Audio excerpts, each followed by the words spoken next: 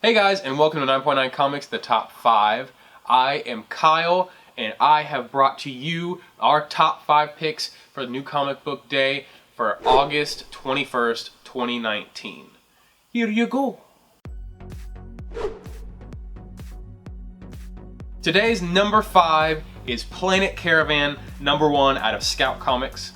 The newest entry in the new Binge imprint, where Scout releases a world premiere issue followed by the entire story a few months later in one volume. Jason is the last of his army on the surface of an enormous planet. With his massive permanent mecha suit, a sentient death machine called Love as his only companion. The armies of several planets and corporations have clashed there, annihilating each other over the resources of the planet in a seemingly never-ending war. Jason's only desire is to make it home to his wife Grace. After a long and dangerous journey, he will find a way back to Earth and to an awful truth. So this sounds like a very promising number 1 out of Scout Comics, especially Scout Comics is like everything they put out is gold. Also, this is a binge title, and if we've explained it before, but basically number 1 is the only single issue that gets released, and then like a month afterwards they release the entire trade, everything at once. And so what that does is that increases the rarity of that single issue, because that's the only single issue that will ever exist for that comic. So it's really important you get a hold of it before it is just trades. Coming in at number 4, we have Headless, number 1 out of Scout Comics. Salem, Massachusetts, 1987. Two teenagers have been found dead, brutally murdered, but not by a man. When gruesome murders become a common occurrence in this sleepy town, it is evident that the Headless Horseman has returned.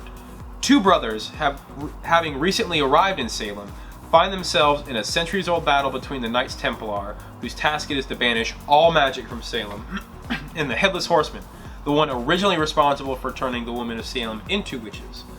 All hell breaks loose when the brothers discover they are closer to his true identity than they realize.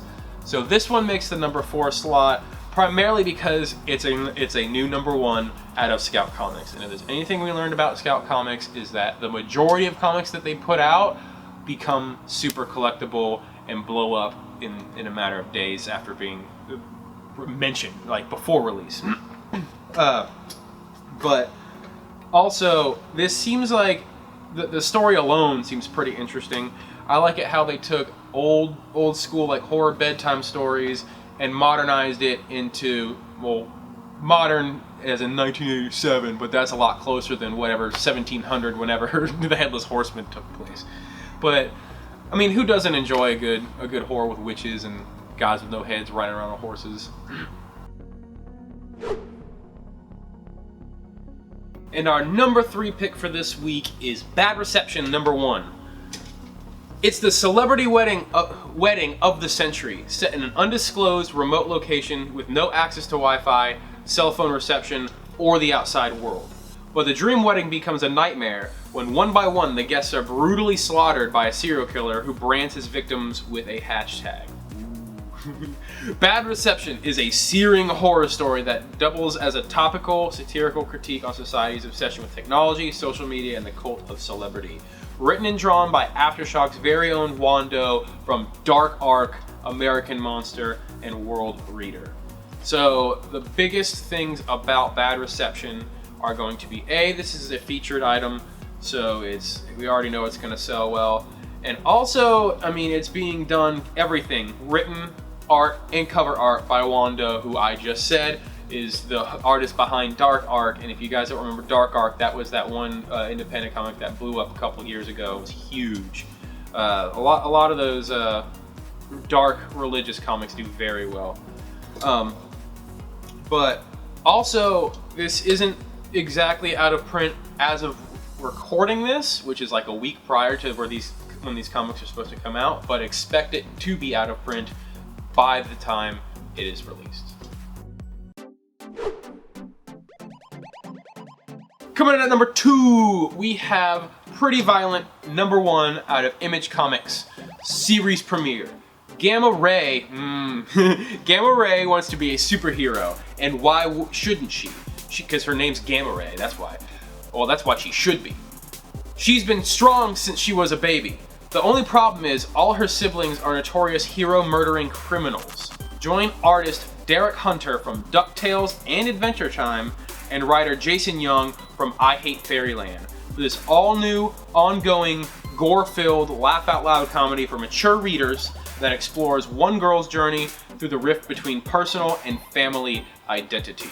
So, not only is this a new #1 out of Image, which is also a good sign, but this is already on back order, and it's not exactly out of stock yet, but expect this to be out of stock just a couple days after we record this, definitely before it's released. And not only does this have a huge amount of internet buzz already before it's even out, but if you think about it, it's going, I mean, if you look at the cover, it's going to be a lighthearted, gore-filled comic with, you see you have Jason Young from I Hate Fairyland writing, who is goofy and gory, and then you have a guy who draws for Adventure Time doing the art. With that combination, it's really hard to beat. That's what this generation is basically built off of. Now we have the time for the 9.9 no-brainer! Today's 9.9 no-brainer is Absolute Carnage versus Deadpool. #1 of 3 out of course, Marvel Comics. Let's get crazy! At long last, Deadpool is ready to get his head straight and checks himself into Ravencroft Institute. Unfortunately, there's another new arrival, Carnage, but I don't think he's here for a group therapy session. Madness and mayhem abound in the can't-miss showdown of the year. I mean, it's almost self-explanatory, and that's why they're no-brainers. But especially with Donny Cates reviving the love of Carnage, Carnage is doing really good right now. He's really blown up in the past few months. But also, Matthew Rosenberg is a very good writer to be putting behind the wheel if Donny Cates isn't going to be doing it. And then also, not only Rosenberg's going to be writing, but we're getting a Tyler Kirkham cover. Gotta love them Kirkham covers, and he's very present in cons, so you can expect those, especially around here, so you can expect to get those signed, hopefully. But not only is it about Carnage, but you've also got Deadpool in this, where Deadpool alone holds his own weight, and then you combine that with Carnage, it makes this one a super, super easy choice. I, for one, am a big fan of Carnage. He's like my second favorite Marvel villain. I think, of course, Venom being the top one, but I mean, it's hard to go wrong with either of them. Now, moving into those honorable mentions, we have DC Comics with Superman Year 1, #2. That is going to be a Black Label comic, by the way. Black Mask Year of the Villain #1. Aquaman #51, and that is going to have a Joshua Middleton cardstock variant, and that is specifically why we want this comic. And Black Mask Year of the Villain #1. Moving into Marvel, we have Captain Marvel #8, second print, and the reason why we want the second print is because the first appearance of the new character that was shown in the first print is going to be put on the cover of the second print as basically a new variant. So it's a lot of times when you get a second print, it's the same color, it's the same exact, either the same exact cover to the T or the same exact cover to the T with like the color of the title changed. But this is going to be basically a whole new cover, which when you have that coming with a second print is a very good sign. Guardians of the Galaxy #8. History of Marvel Universe #2. Powers of X #3. Savage Sword of Conan #8. Valkyrie Jane Foster #2. And Ghost Spider #1. Then moving into Image Comics, we have Excellence #4. Ride Burning Desire #3. And Weatherman Volume 2 #3. Then getting to Dynamite, we have Vampirella #2 specifically for the Art Germ cover. That's right, I said Art Germ cover for Vampirella.